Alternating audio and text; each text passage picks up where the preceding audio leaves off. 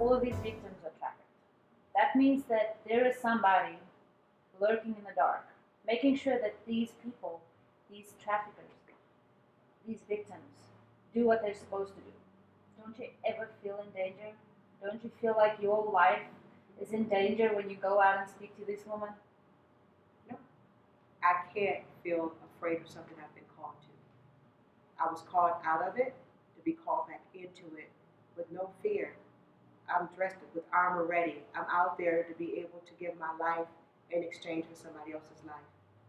Because I care enough to know, I care enough to understand that if I wasn't afraid when I was out there, what's going to make me be afraid to go back to it? So I know that I'm protected because God sent me there to do what I need to do, and I'm going to do it till I leave here. And that is just my call. It's a call on my life that I won't deny. I've accepted it.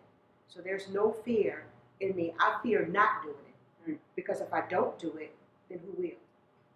That's a really good question. And then you were, this is where you started. You know exactly how it is because you were there. How did you get out? Well, I guess the main part is how I got in, right? Then how I got out. Sure. Well, the grooming process is just like anything else, and I like to explain that to people really simply, so we don't go Hollywood, Yeah. and so we don't think that it's like the movie Taken, snatched out. People are. My parents were not on drugs. My parents had very good, sustainable jobs. I had everything I could possibly ask for. I was the youngest of 4 children. But a lot of things that happened to me prior to that set me up for vulnerabilities later on that allowed me to feel free to go into the life of trafficking, right?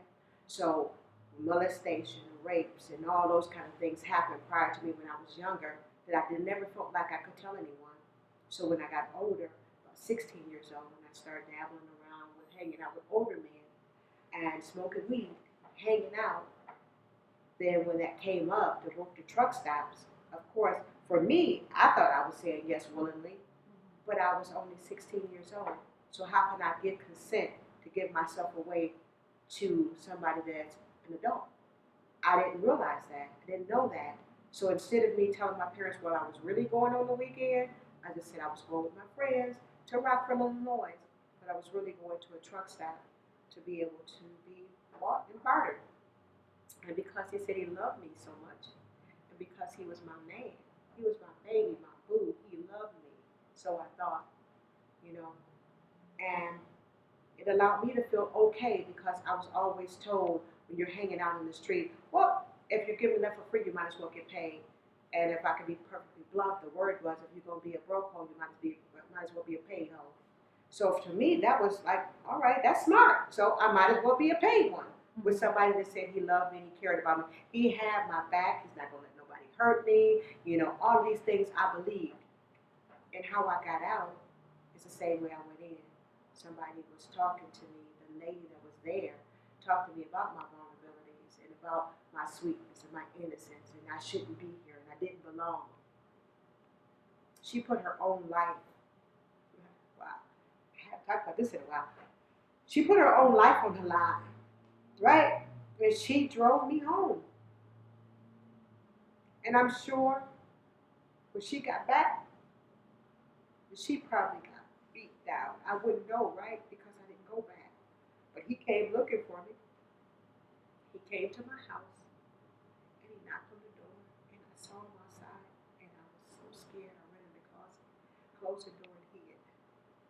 It took me all the way back to my childhood when I always used to hide in the closet every time something bad happened to me. Right? So he didn't come back that day, but he kept calling. And people might want to say, how do you know where you live? Well, that usually happens in the grooming process. They get to know your family. They get to know everything about you. So then they can use that to be able to be the fear tactic of I'll hurt your family if you don't do what you're told. But in this case, God protected me from that part of it anymore. But it didn't stop there because then I was already part of the life and I didn't know anything else I thought I should be doing. So I kept on in that vein for quite a bit of time, but not with anybody as an overseer, but just me getting in harmful relationship after relationship after relationship. To God got a hold of me. Miss Nancy, Yeah. You know, we always hear the soldiers going to fight for the country, and that's a level of brave. But you, lady, are a totally new level of brave. Seriously, if I was wearing a hat, I would take it off. But like you said earlier, you're a lady of wearing many hats, you know, and that takes bravery because it doesn't. Not any ordinary person will do what you're doing, and I think that is really honorable, and I think that's really brave. And thank you, really, thank you. Today I really came in here with very little knowledge, and I'm leaving with so much more respect, knowledge, and understanding. And I'm really grateful for that. And I can tell you, the rest of the people that's going to hear this is going to know exactly what you do. So, for last, I just want to know if anybody wants to help your organization and the other organizations that work with you, who can they contact? How can they contact you? Do you have a Facebook page? Do you? How? We have a Facebook page. It's Fresh Start Learning, Inc. We have a website. It's www.freshstartlearning.com. We have a phone number. It's 414-544-2649. And our location is at 4242 West North Avenue. And we are definitely looking for any monetary donations that you can give to the Purposeful Purse.